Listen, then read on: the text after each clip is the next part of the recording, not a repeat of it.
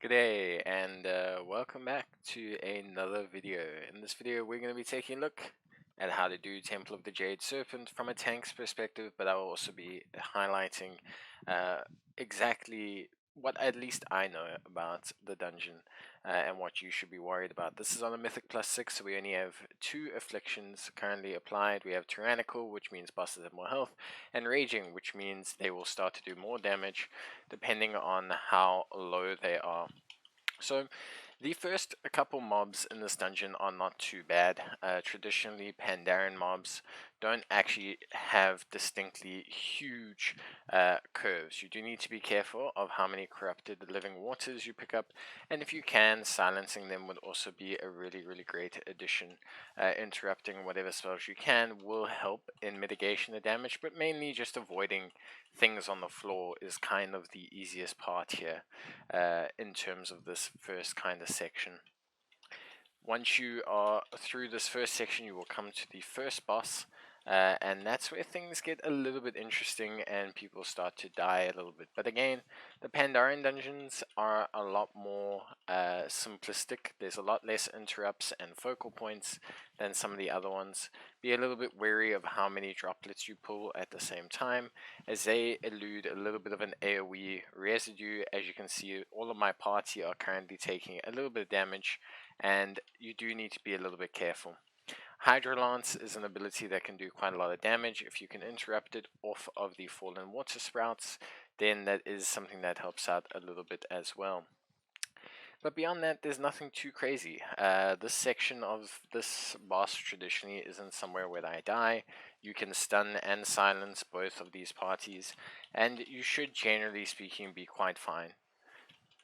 I think it's a fairly safe part of the dungeon, so for most players it shouldn't ring up too much of an issue. If you are struggling, maybe look at your healer and look at your tank. There's a certain amount of AoE that does occur here, and it's more important about the size of your pools than anything else. But now we come to the first boss, Wise Marie. A very simple boss. He will do a couple moves, Hydrolance, which you can interrupt and will help mitigate damage slightly.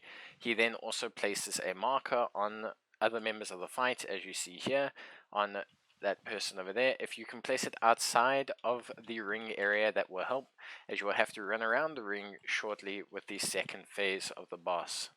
So here he is doing wash away. The easiest way is he can go left or right, but if you stand directly behind him before he starts to move, you will not die. If he hits you with the move, you probably will die. He can hit very hard with this capability. You can still damage him while moving, but beyond that, that's pretty much it for the fight. There's nothing too crazy with it.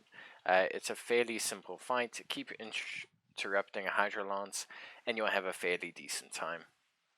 Honestly, there's not too much else to it. He's a very straightforward boss. Super duper simple. Again, you can see him building up. He's placing another ring, and if you place him towards the outside, that gives you plenty of space with which to run around the fight. So as long as you keep doing that, you should be fine. Again, here, stand directly behind the boss and simply move around in the opposite direction. Be careful, you can be popped up. That's why you want to give yourself a little bit of a gap between it, and that's pretty much it. Honestly, there's not too much to this boss. He doesn't change that much at all. Obviously, on Fortified, he will have more health, he'll hit harder, so you do want to be a bit aware of that. But honestly, if you're a tank like me, you can almost actually kind of just slowly solo this fight, depending on your item level. So, and as I say that, I die. So yeah. That's what happens when you don't look what's happening. Wash away does tend to do quite a lot of damage, so it is just something you're going to have to deal with. Far too many of us died there. DPS was too low. But yeah, that is equally my fault. I could have easily waited that one out and continued to do damage, but that's okay. It's a great way to learn. But it's a very simple fight. So the first time I'm doing a dungeon as a guide, so I do apologize. I'm a little bit nervous. But yeah, it's a very, very straightforward fight. Honestly speaking, if you haven't noticed by now, it's super duper simple in mechanics. So we're not going to linger on too far. I'm going to just cut the tape a little bit here, and I will meet you guys in a little bit when we get to the next section. Cool. Okay, so we're back. We killed the boss. I do apologize about that. Here at this section, there are these haunting Shah. They're not too crazy, but you do need to be aware of them. They will drop this spell called Haunting Scream. You want to interrupt that, and from there, everything should be fine. Jiang and Jiang, or Jiang and Jiang, are also quite, I want to say, difficult. You need to be aware of them. So there is a AoE spell that one of them does that can do quite a bit of damage, and if you can avoid the flying spinning kicks, that would be possible. Try and spread yourselves out as DPS. You will randomly jump to one of them and take it from there. Otherwise, you should be more than fine. They're not too difficult a section. Again, another haunting Shah. Nothing too crazy here. You can pull him into the fish. It's okay. You can stun and then turn back and focus on the haunting Shah. Again, interrupting haunting Scream, which will give you more than enough time. Generally speaking, there's only one haunting Shah per pack here, so this isn't a section that requires a large amount of focal points. You should be fine. The talking fish will do the sleeping move, sleeping soliloquy. You can again also get rid of it as well. Interrupting that will also help you quite a lot. Here, nothing too crazy. Again, another haunting Shah. The crane can do quite a fair chunk of damage, so be aware of that. Try and make sure that you interrupt the haunting Shah, as I did there with a well-timed layered silence. I must admit myself, I did screw up my interrupt. So, but yeah, the songbird also not too much of an issue. Stay out of the range of its open AOE, and you'll be more than fine. So again, pretty simple. We come here. Here, the monkey must be targeted first. He's the hardest hitter in this little pack here. He does Fit of Rage, which you can interrupt. And after that, you should be fine. If you stun them as well, they are stunnable, so you can layer stuns. It will be good to mitigate damage. Monkey first, and then preferably you take out the tigers next. And then you leave the beetle for last. More than fine so far. Very straightforward. Now you come to this boss down below. With this boss, as far as I know, it's the exact same boss every single time. This boss is very simple. So you will have agony and you will have peril. Basically, all you have to do is target one until they get to 8 stacks. I'll point out exactly what's happening, and then strife and peril. You will see here under their health bar, at this point here, you'll see them build up stacks, and then you will just shift. Some people even just like to burst at lower keys like 6s. It's just going to depend on what your situation is. As a tank, you don't need to openly do anything your DPS shouldn't be attacking. You'll see here intensity is increasing, and eventually it will get to 8 stacks. A shield will form, and then you will have to move across. You can also just follow Osong. When he switches, you can just switch, and you basically know when to switch. So it's not really anything too crazy. As you fight this one, he will slowly increase in intensity, and then you can shift back. And pretty straightforward, honestly speaking. So simple stuff. As you can see, they are still fighting him. Shield will then proc, and you move across. Ideally, you don't want the shield to proc. The reason why you don't want the shield to proc is the shield could potentially last longer than you killing either one. Here you go, and now you end up having to fight one with a shield. So DPS needed to switch there. At this point, it's okay, but basically without that switching, you do end up in a little bit of a poor situation because you are now left fighting one boss with a shield. I don't know what is going on with our DPS here. And now we're going to switch across back again, and we will take on Strife, and then you switch back and forth. Very straightforward again, nothing too crazy. So with that done, now you move on to probably, I would say, the most difficult bit mob-wise. So you have some new enemies here. You have the Shambling Infester, who can be a little bit of a pain, is not stunnable, and also does Flame of Doubt. You need to avoid this as a DPS or as a tank. It turns randomly, the tank cannot place it either, so it's nothing too crazy. He also forms these malformed shamblers, which if he does will give him a boost of strength due to the fact that we have Enrage on currently. So it's basically the fire breath you want to avoid, but it does make the fights messy, and messy fights are usually a struggle, especially if you are a newer player. You can tend to struggle. Here with these, so you need to interrupt Defiling Mist. It does huge damage, and you need to avoid the AoE of the Shah Depraved Fighter. Once you've done that, you are basically done. There's nothing too much else really to take note of with those two mobs, Defiling Mist being the most priority interrupt that you're going to have. When you're here at this section coming into the fight, you need to be careful of what you pull here. There is a roaming pack that will surface around. Again, you really want to be careful here. The Shah of Doubt will pop a floor wide kind of damage, which can again cause players quite a few problems. There are also Shah, or there are these Haunting Shah, and they are obviously a huge problem as well. So you want to be very aware of when you pull them, so that you can pull the pack away. Avoid having them interact with anyone else. You don't want too many priority interrupts going off, especially if you have a party of people that don't priority interrupt, like my party. Once you've done that, the rest of the fight is fairly easy. Here, you're going to have a double AoE layering, because here you're going to have the Shah of Doubt, and you are going to have the Haunting Shah.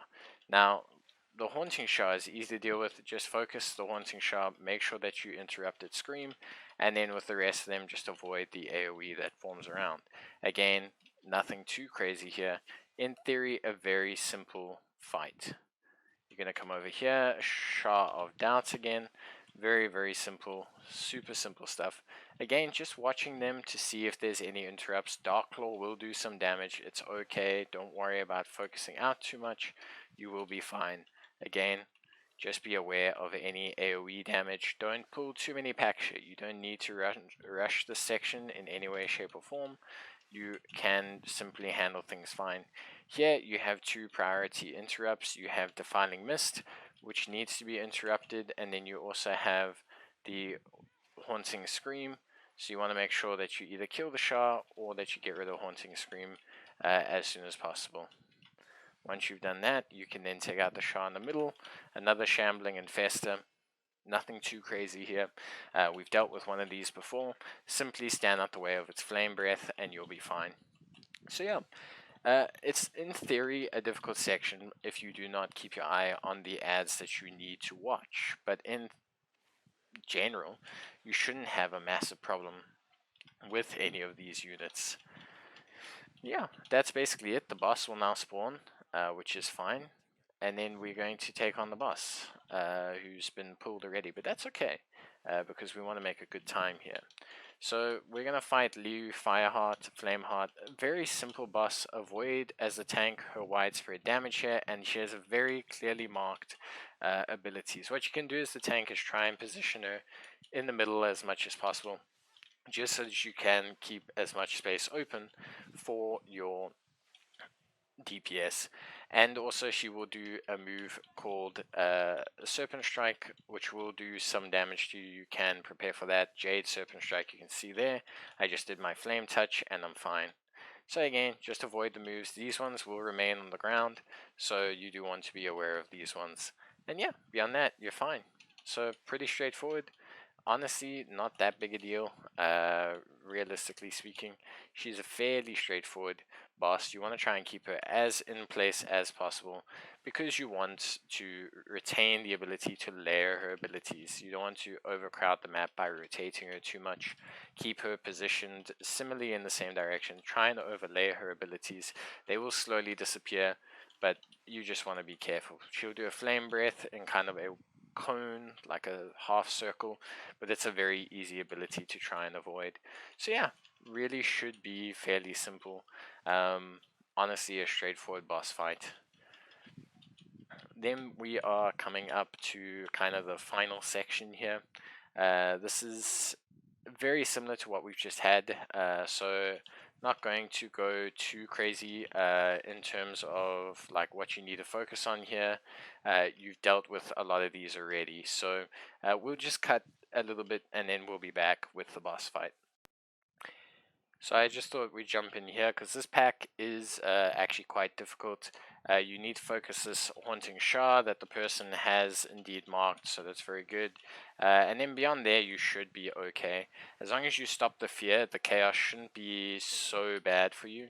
Again, remember to avoid the breath fire attacks, and otherwise you should be fine. We didn't interrupt his fear, so that's a little bit on me. But I'm going to press my oh crap button here, and we should be okay.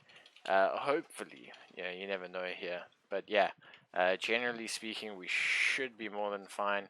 Again, you just need to be super aware of what and who you are targeting at any given time. So yeah, the Haunting Shard needs to be interrupted. Beyond that, managing the positioning of Flames of Doubt is pretty much as good as it's going to get. So that's that. Really nothing too crazy. We're going to now fight the boss here. So just one big tip here for the Shard of Darkness. If you position yourselves so that you are over here and that you stack at this marker, all facing towards the pillar, then all of your doubts, your shadows that will occur during his casting phase, will all stack on top of each other, which will make cleaving them significantly easier. So here you can see everyone here is not going to stack together. That's okay. As a tank, your job is to go and pick them up. Try and pull them all together as best as possible. Really try and just get everyone together so that you can basically AoE stun them, AoE seal them, AoE silence them, and you should be fine. Again, as DPS, ideally you want to all stack on this marker so that you can have a pretty decent time. But beyond that mechanic, there's really a simple suggestion. If you come here and you face this way, then all of your Haunting Shard will spawn behind you. And that's it. You've basically solved everything. So it's a very simple kind of fight. As a healer, you need to cleanse the touch of nothingness that will be affecting players at all given times. But beyond that, as a tank, you actually have a very simple fight. There's nothing too crazy that exists for you, so you shouldn't really have any major issues, at least not overall. So yeah, honestly speaking, fairly straightforward, at least for me. Again, see, I want to try and spawn them here. It's going to spawn behind, fantastic. And then we're going to pull all of them together. Again, players are unfortunately not managing to pull them. So you want to stun, you want to silence, you want to do all of these things so that you can stack them to leave them down and make your life a lot easier. And that's that. Basic. Pretty simple. And the easy win. So yeah, pretty good stuff. Honestly, not too hard a fight, although obviously I think something that as a dungeon is a fairly nice one for players. I think it's fairly comfortable. I think you shouldn't have a huge issue running it. But yeah, I hope you enjoyed the video.